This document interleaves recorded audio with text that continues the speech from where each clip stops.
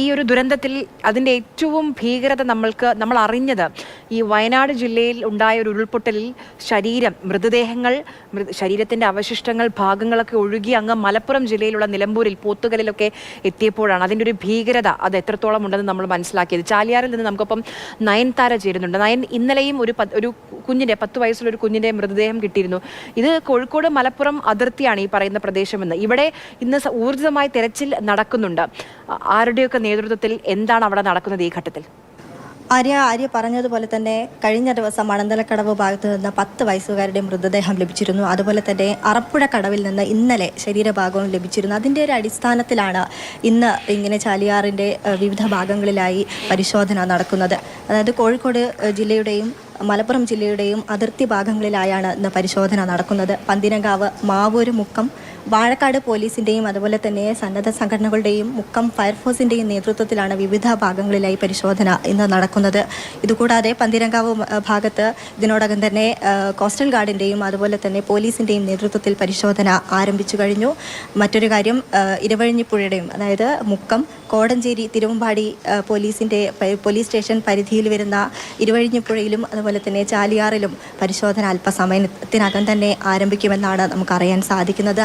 അതിനായി താമരശ്ശേരി DYSP ഇതിനോടകം തന്നെ ബോട്ടിൻ്റെയും അതുപോലെ തന്നെ മുങ്ങൽ വിദഗ്ധരുടെയും സേവനം ആവശ്യപ്പെട്ടിട്ടുണ്ട്.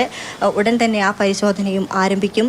എന്തായാലും കഴിഞ്ഞ ദിവസങ്ങളിലൊക്കെ 10 വയസ്സുകാരിയുടെ മൃതദേഹവും അതുപോലെ തന്നെ ശരീരഭാഗവും ലഭിച്ചതിൻ്റെ അടിസ്ഥാനത്തിലാണ് ഇത്തരത്തിൽ 2 ജില്ലയുടെയും അതിർത്തി ഭാഗങ്ങളിൽ ഇപ്പോൾ പരിശോധന ഊർജിതമാക്കിക്കൊണ്ടിരിക്കുന്നത്.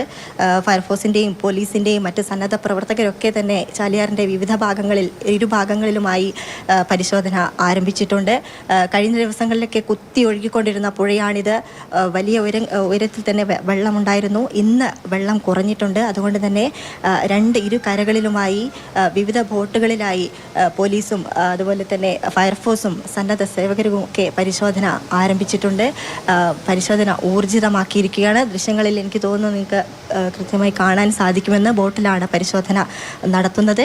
ഇതുപോലെ ഇരവഴിഞ്ഞിപ്പുഴയിലും ചാലിയാറിലും വിവിധ ഭാഗങ്ങളിലായി ബോട്ടിൽ തന്നെ ഇത്തരത്തിൽ പരിശോധന ഊർജിതമാക്കാനാണ് പോലീസിൻ്റെയൊക്കെ തീരുമാനം. അല്പസമയം മുമ്പാണ് താമരശ്ശേരി DYSP ഇത്തരത്തിലൊരു അതായത് മുങ്ങൽ വിദഗ്ധരുടെയും ബോട്ടിൻ്റെയും സഹായം തേടിയുള്ള മെസ്സേജുകൾ പല ഗ്രൂപ്പുകളിലുമായി ഷെയർ ചെയ്തിട്ടുണ്ട്. ഇതിനോടൊപ്പം തന്നെ നമുക്ക് പ്രതീക്ഷിക്കാം മുങ്ങൽ വിദഗ്ധർ ഉൾപ്പെടെ സ്ഥലത്തെത്തിയിട്ടുണ്ടാവും. അല്പസമയത്തിനകം ആ ഭാഗങ്ങളിലും പരിശോധന ഊർജിതമാക്കും എന്ന് തന്നെയാണ് കരുതുന്നത്. ഇപ്പം നയൻതാര നിൽക്കുന്ന ഈ ഭാഗം എന്ന് പറയുന്നത് അപകടമുണ്ടായ പ്രദേശത്ത് നിന്ന് ഏകദേശം 40 കിലോമീറ്റർ അകലെയാണ്. ഇത്രയധികം ദൂരം മൃതദേഹങ്ങളൊക്കെ ഒഴുകി വന്നിട്ടുണ്ട്. അതൊരു ഭാഗം. കാരണം അത് മാത്രമല്ല, ഇതിൻ്റെ തീരമെന്ന് പറയുമ്പോൾ വ്യാപിച്ചു കിടക്കുന്ന ഒരു പ്രദേശമാണ്. ഞാനത് നോക്കുകയായിരുന്നു. പൂക്കോട്ടുമണ്ണയുണ്ട്, കുമ്പളപ്പാറയുണ്ട്, ഓടായിക്കലുണ്ട്, കളത്തിൻകടവുണ്ട്. ഇവിടെയൊക്കെ തെരച്ചിൽ നടത്തേണ്ടതുണ്ട്. അപ്പോൾ ഏതൊക്കെ പ്രദേശങ്ങളിൽ അല്ലെങ്കിൽ ഏതൊക്കെ ഭാഗങ്ങളിലായിരിക്കും അല്ലെങ്കിൽ തീരത്തിൻ്റെ ഏത് ഭാഗത്തായിരിക്കും എന്തെങ്കിലും ശരീരത്തിൻ്റെ അവശിഷ്ടങ്ങളൊക്കെ ആയിരിക്കും ഒരു പക്ഷേ കയ്യോ കാലോ നമുക്കറിയില്ല. അപ്പോൾ അത് അത്ര എളുപ്പമായിരിക്കില്ല ആ തെരച്ചിൽ. തീർച്ചയായും ആര്യ പറഞ്ഞതുപോലെ തന്നെ വലിയൊരു നീണ്ടു കിടക്കുന്ന പുഴയാണ്. പല ഭാഗങ്ങളിലുമായി ഇത്തരത്തിൽ പരിശോധന നടത്തേണ്ടി വരും.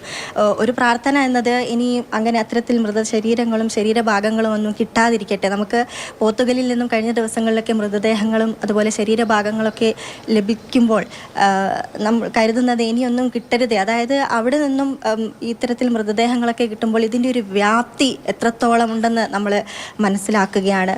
അതിൻ്റെ ഒരു ആഴം, ഈ ഒരു ദുരന്തത്തിൻ്റെ ഒരു ആഴം നമ്മൾ അങ്ങനെയാണ് മനസ്സിലാക്കുന്നത്.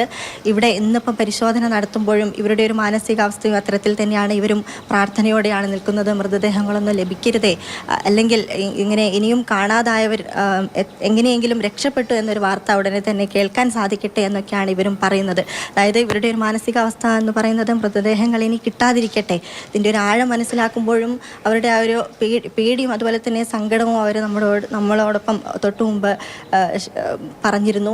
അതുപോലെ തന്നെ ഓരോ തിരച്ചിൽ നടത്തുമ്പോഴും ഓരോ ബോട്ടിൽ ഓരോ ടീം കയറുമ്പോഴും അവർ പ്രാർത്ഥിക്കുന്നതും ഇതുതന്നെയാണ്. ഇനി ശരീരഭാഗങ്ങളോ അല്ലെങ്കിൽ മൃതദേഹങ്ങളോ ഒന്നും കണ്ടെത്താൻ സാധിക്കാതിരിക്കട്ടെ, അല്ലെങ്കിൽ ഇവരൊക്കെ രക്ഷപ്പെട്ടു, കാണാതായവർ ഇനി രക്ഷപ്പെട്ടു എന്ന വാർത്ത നമുക്ക് അടുത്ത മണിക്കൂറിലൊക്കെ ലഭിക്കട്ടെ എന്നാണ് ഇവർ ഉൾപ്പെടെ പ്രതികരിക്കുന്നത്. ആര്യ, ശരി, നയൻതാരയാണ് വിവരങ്ങൾ നൽകിയത്.